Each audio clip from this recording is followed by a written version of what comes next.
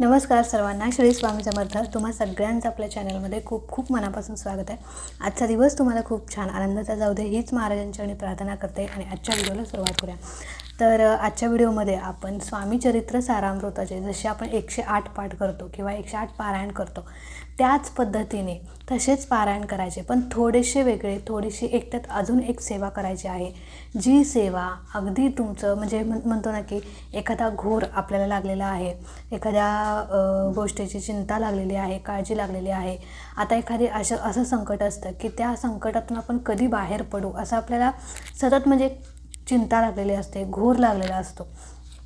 तर सततची काळजी, टेन्शन मिटण्यासाठी आणि प्रत्येक इच्छा तुमची पूर्ण होईल अशी अगदी प्रभावी सेवा आज तुमच्यासोबत शेअर करणार आहे. सेवा खूप प्रभावी आहे. अनेक स्वामी भक्तांना याचा अनुभव आलेला आहे.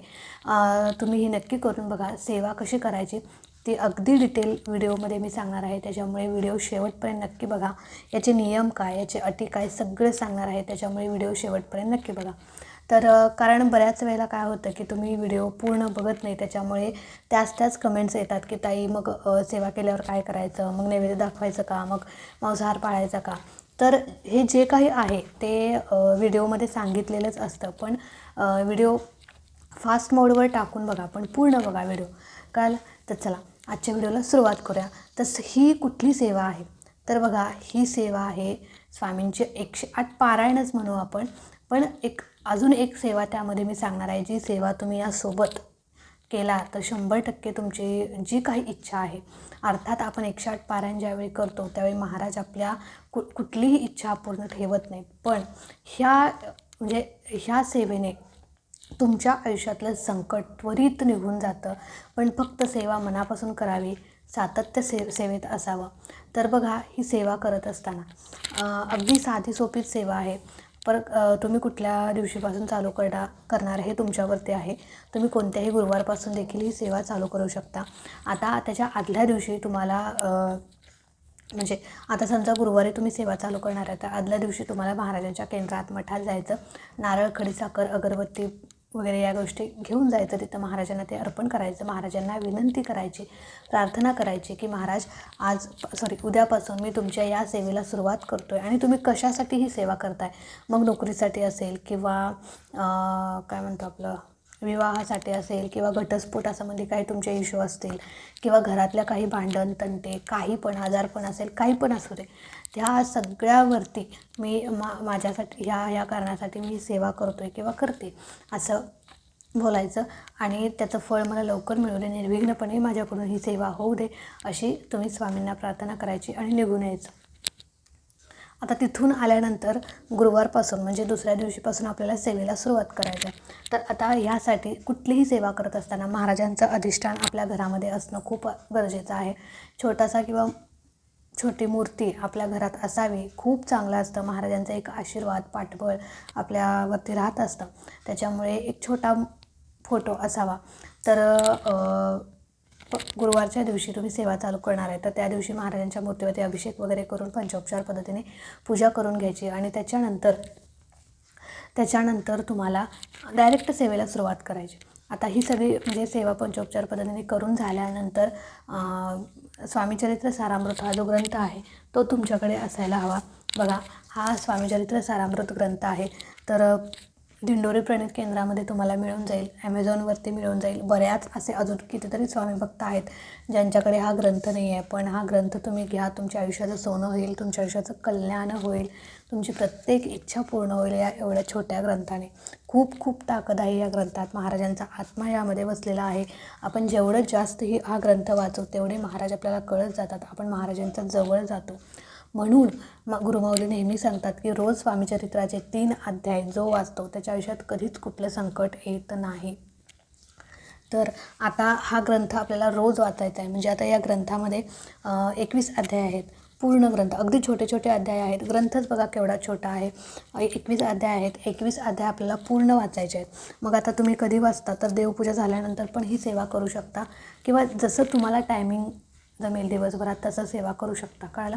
आता सगळ्यात पहिले पूजा करून झाल्यानंतर संकल्प करायचा. हातात पाणी, फूल, अक्षदा, हळद, कुंकू ह्या सगळ्या गोष्टी घ्यायच्या आणि त्याच्यानंतर तुमचं नाव बोलायचं, तुमचं गोत्र बोलायचं. गोत्र माहीत नसेल तर कश्यप म्हणायचं आणि तुम्ही कशासाठी ही सेवा करताय, कोणती सेवा करताय, तर सेवा कोणती ते मी सांगणारच आहे.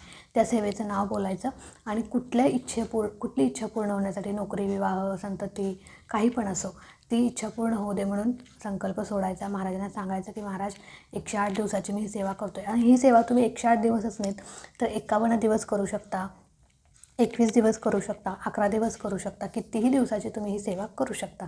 नाहीतर मी 108 दिवसाची सांगितले म्हणून 108 दिवस करा असं नाही. तुमच्या इच्छेनुसार, तुमच्या यथाशक्ती यथाभक्तीनुसार तुम्ही कितीही दिवस सेवा करू शकता. 41 दिवस करू शकता, 51 दिवस करू शकता. तर आता संकल्प झाला. संकल्प करून झाल्यानंतर ते जे संकल्पाचं पाणी ते खाली डिशमध्ये सोडायचं आणि झाडांना घालायचं. कळलं? आता संकल्प करून झाल्यानंतर सगळ्यात पहिले तुम्हाला हा ग्रंथ जो आहे तो ग्रंथ पूर्ण वाचायचा. कळलं? सगळ्यात पहिले संकल्प झाल्यानंतर स्वामी स्तवन एकदा वाचायचं, जे आपल्या नित्यसेवेच्या ग्रंथामध्ये आहे ते एकदा वाचायचं. त्याच्यानंतर लगेच सेवेला सुरुवात करायची. आता हा ग्रंथ जो आहे तो तुम्ही टप्प्याटप्प्यात वाचू शकता. म्हणजे सकाळी 10 अध्याय, संध्याकाळी 11 अध्याय असं करू शकता. आता यामध्ये सेवा कोणकोणती करायची, तर हा स्वामीचरित्राचा एक पूर्ण पाठ तुम्हाला करायचा किंवा पूर्ण पारायण तुम्हाला करायचं. त्याच्यानंतर 11 माळी श्री स्वामी समर्थ मंत्राच्या करायच्या. 11 वेळेस तुम्हाला तारक मंत्र म्हणायचा आहे आणि 11 वेळेस किंवा एक वेळेस, शक्यतो 11 वेळेसच म्हणायचं आहे तुम्हाला घोर कष्ट धोरण स्तोत्र. हे एवढी सेवा तुम्हाला करायची आहे. 108 दिवस जेवढे तुम्ही करणार आहे तेवढे दिवस तुम्हाला ह्या 4 सेवा रोज करायच्या आहेत. फक्त हार्डली 1 तास लागतो या सगळ्या सेवांना, जास्त वेळ लागत नाही. ज्यांना हा ग्रंथपाठ आहे, सवय आहे रोज वाचून, त्यांचं तर अगदी संपूर्ण सेवा 1 तासाभरात होते. म्हणजे ग्रंथ वाचायला अर्धा तास आणि बाकीच्या सेवा अर्ध्या तासामध्ये, अगदी 1 तासाच्या पण आत ह्या सगळ्या सेवा होतात आणि रोजच्या रोज तुम्हाला एवढ्या सेवा करायच्या आहेत. तर कुठली सेवा सांगते, हा ग्रंथ पूर्ण वाचायचा म्हणजे याचं एक पारायण करायचे, 21 अध्याय वाचायचे. त्याच्यानंतर 11 माळी श्री स्वामी समर्थ मंत्राच्या, 11 वेळा तारक मंत्र आणि 11 वेळेस घोर कष्ट धोरण स्तोत्र, जे इतकं प्रभावी दत्त महाराजांचं स्तोत्र आहे की त्याची कशालाच तोड नाही. इतकं प्रभावी स्तोत्र आहे. अगदी म्हणतो ना की सेवा पूर्ण होण्याआधीच तुमची सगळी चिंता, काळजी, घोर काही पण असो ते सगळं मिटलेलं असेल, तुमची इच्छा पूर्ण झालेली असेल. इतकं प्रभावी स्तोत्र आहे. आणि संकल्पयुक्त जर हे स्तोत्र तुम्ही म्हणाल तर नक्कीच त्याचा त्वरित अनुभव येतो. त्वरित इतकं प्रभावी. आणि दत्त महाराज साक्षात अनुभूती देतातच. त्याच्यामुळे हे स्तोत्र जे आहे खूप प्रभावी आहे. खूप अनेक म्हणजे काही लोक तर फक्त घोर कष्ट धोरण स्तोत्राचं संकल्पयुक्त 108 वेळा स्तोत्र ते म्हणतात. इतकं प्रभावी स्तोत्र आहे. आणि म्हणजे रोज 108 वेळा ते स्तोत्र म्हणतात, रोज 51 वेळा स्तोत्र म्हणतात. इतकं प्रभावी स्तोत्र आहे. बाकी कुठलीच सेवा करण्याची गरज नाही.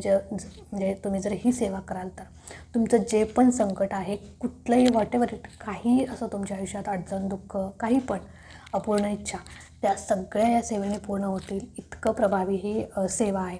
आता सेवा करत असताना कळालं, तुम्ही ही देवाची पूजा झाल्यानंतर, महाराजांची पूजा झाल्यानंतर ह्या सेवा करायच्या. सेवा परत एकदा सांगते, हा ग्रंथ पूर्ण वाचायचा. आणि आता समजा तुम्ही सकाळी 10 अध्याय वाचलेत तर 10 अध्याय वाचून झाल्यानंतर 11 माळी, 11 वेळा तारक मंत्र आणि 11 वेळा घोर कष्ट धोरण स्तोत्र एवढी सेवा करायची. आणि ह्यातले जे काही 11 अध्याय राहिलेत ते तुम्ही संध्याकाळी वाचले तरी चालेल. किंवा जी काही सेवा आहे, संपूर्ण सेवा आत्तापर्यंत मी सांगितली ती टप्प्याटप्प्याने केली. म्हणजे दिवसभरात एवढी सेवा तुम्ही कधीही करू शकता. फक्त दुपारची 12 ते 12:30 ही वेळ सोडून ही सेवा तुम्ही कधीही करू शकता. सकाळी थोडी करू शकता, संध्याकाळी थोडी करू शकता, कसंही करू शकता. कळालं? अगदी असं नाही की तासभरच बसलं पाहिजे, 2 तास बसून एकाच ठिकाणी बसून सगळीच सेवा केली पाहिजे, असं काही नाही. तुमच्या शारीरिक म्हणजे शरीराला सांभाळून आणि खाऊन पिऊन तुम्ही ही सेवा करू शकता. उपवास वगैरे असलं काही भानगड नाही. त्याच्यामुळे सेवा अगदी साधी सोपी आहे. आपण सगळं खाऊन पिऊन ही सेवा करू शकतो. फक्त जेवढे दिवस तुम्ही संकल्प केलेला आहे तेवढे दिवस मांसाहार कडकडीत वर्ज्य करायचा आहे. परान्न शक्यतो टाळायचा आहे. पिरियड्स, मासिक धर्म जर मध्येच आलं, म्हणजे सुतक विटाळ ह्या गोष्टी आल्या तर तेवढे दिवस स्किप करायचे. आता सुतक विटाळ आलं तर तो बराच दिवसाचा कालावधी असतो, म्हणजे 13 दिवस, 14-15 दिवस. त्याच्यामुळे ती सेवा खंडित होते आणि मग तुम्ही नव्याने सेवा चालू करायची, नव्याने संकल्प करायचा आणि परत सेवा चालू करायची. कळालं? पण पिरियड्स जर आले किंवा काहीतरी म्हणजे काही अडचण आली, तुम्ही 2-3 दिवस बाहेरगावी गेलात तर तेवढे दिवस चालेल, ठीक आहे. तेवढे दिवस सेवा स्किप करायची. आता 6 दिवस सेवेचे झाल्यात आणि 7व्या दिवशी तुम्हाला पिरियड आला किंवा तुम्ही कुठे बाहेर गेले, तेवढे दिवस स्किप करायचे आणि परत सेवा 7व्या दिवशीपासून चालू करायची. म्हणजे तुमचा सेवेचा 7वा दिवस. सेवा कंटिन्यू करायची, नव्याने करायची गरज नाही.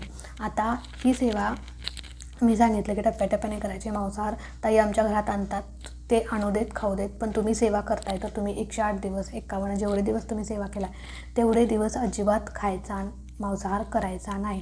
परान्न वर्ज्य करा. खरंच तुमच्या सेवेचा तुम्हाला अनुभव यावा असं वाटत असेल तर तुम्ही परान्न वर्ज्य करा. परान्नामुळे खूप आपल्याला मोठे मोठे दोष लागतात, त्याच्यामुळेच आपल्याला सेवेचं फळ मिळत नाही.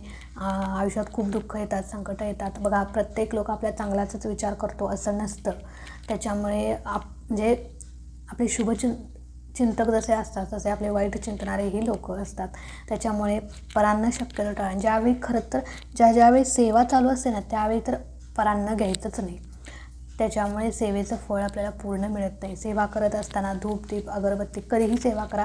दुपारी 1 वाजता करा, 2 वाजता करा, संध्याकाळी 4 वाजता करा किंवा संध्याकाळी रात्री 10 वाजता करा, पण धूप दीप अगरबत्ती लावूनच सेवा करायची आहे. सेवा करताना तुम्ही खाली डायरेक्ट बसायचं नाही, जमिनीवर बसायचं नाही. बसण्यासाठी आसन घ्यायचं आणि हे काही छोटे मोठे नियम आहेत ते पाळून तुम्ही सेवा करा.